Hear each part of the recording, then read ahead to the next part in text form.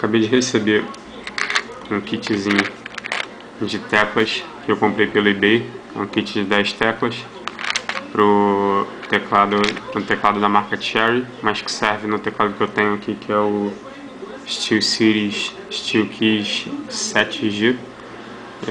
Depois de um tempo de uso, as minhas teclas começaram a pular, e aí eu resolvi encontrar teclas que as substituam. Então, o que acontece? Eu estou no meio do jogo, eu aperto a tecla faz um pif, pula para o alto, porque as teclas são removíveis e parece que o encaixe não tem mais pressão suficiente para segurar a tecla no lugar.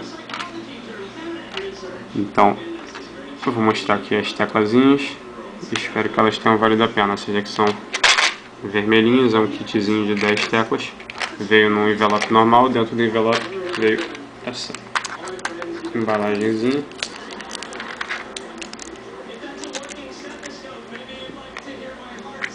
Ela tem um fechinho com imã.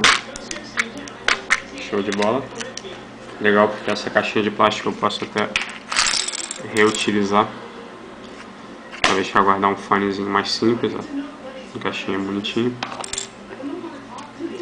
E aí o kit de teclas.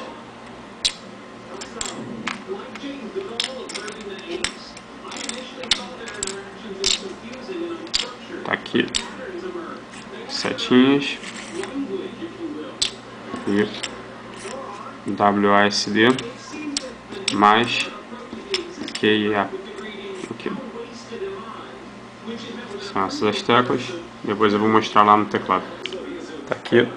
Acabei não filmando a troca das teclas, mas vou colocar só a última.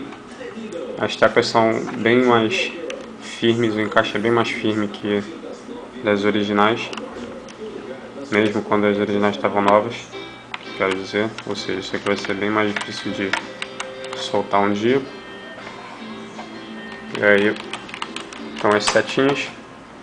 As teclas de lá eu não vou trocar porque elas estão legais ainda, não tem por que ficar estressando o encaixe à toa, mas essas daqui já vão dar um bom adianto. E meu teclado agora, como dá pra ver, ganhou um toque de beleza, porque agora ele está rubro-negro, mais flamenguista do que nunca. Muito mais bonito, todos concordarão. É isso aí, galera. Valeu!